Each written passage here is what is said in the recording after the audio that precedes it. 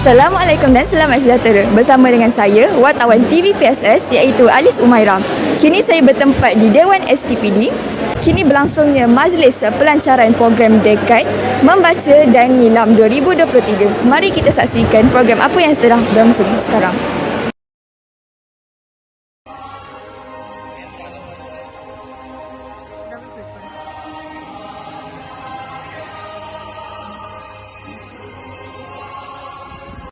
Dan boleh diterjemahkan dalam apa saja.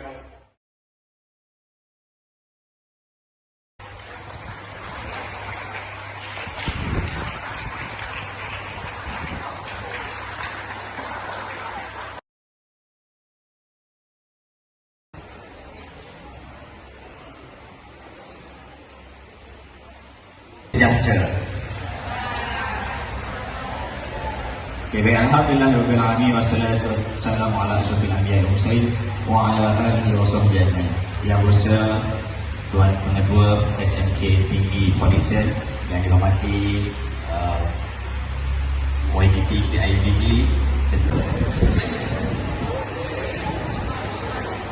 Okay, baik. Pagi ini kamu semua akan bersama-sama dengan saya dalam satu program di mana tak lama pun dengan saya akan bercakap lebih kurang dalam 2 ataupun pilot. Mereka bekerja dan akhir bulan mereka akan dapat duit. Duit itu kita panggil apa? Gaji. Untuk ambil apa yang ada dalam box ni nanti. Okay. Simpatilah saya nak select ke tak select. Saya nak pilih siapa nanti. 5, 4, 3, 2, 1. Pegang klik yang terakhir, lepaskan yang lain, pegang yang terakhir. Bila baru tidak kita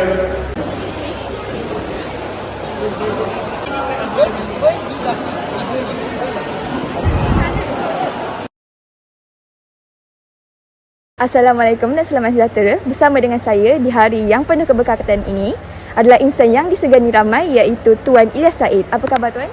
Baik, Alhamdulillah. Saya ada beberapa soalan yang ingin ditujukan kepada Tuan. Kenapa Tuan membuat keputusan untuk menjadi seorang penulis?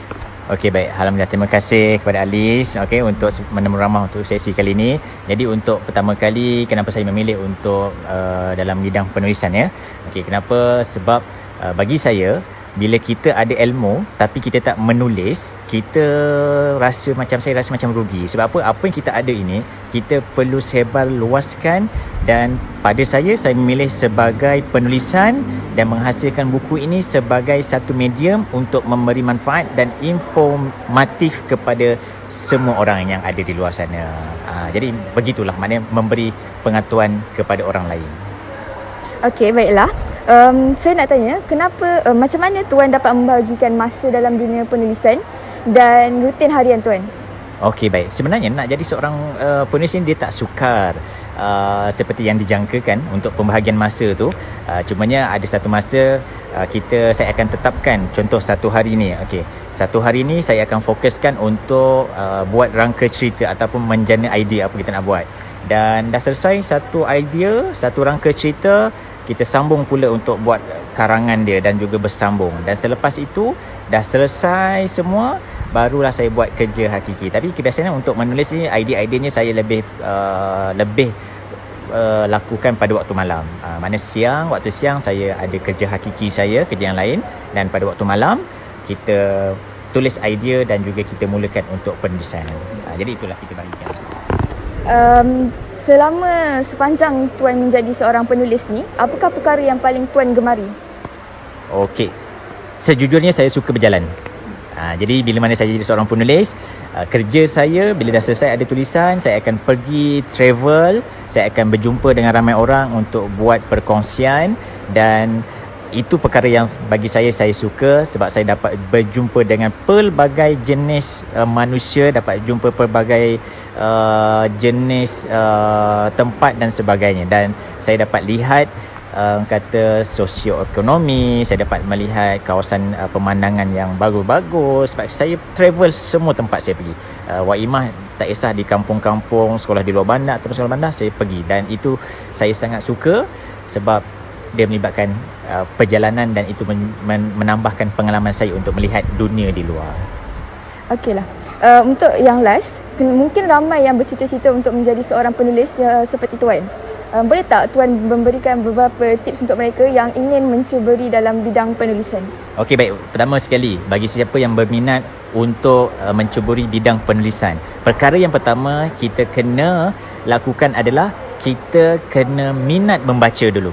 Okey, sebab apa? Daripada kita minat membaca ini, okey, barulah kita dapat idea macam mana kita nak menulis. Baru kita tahu setiap penulis ini, setiap orang ni dia mempunyai pengalaman dan pandangan yang berbeza-beza, dan dia ada cara untuk menulis mengikut apa yang dia minat. Ada orang minat cerita pasal novel-novel yang berkaitan dengan thriller, ada orang minat novel-novel yang berkaitan dengan fakta.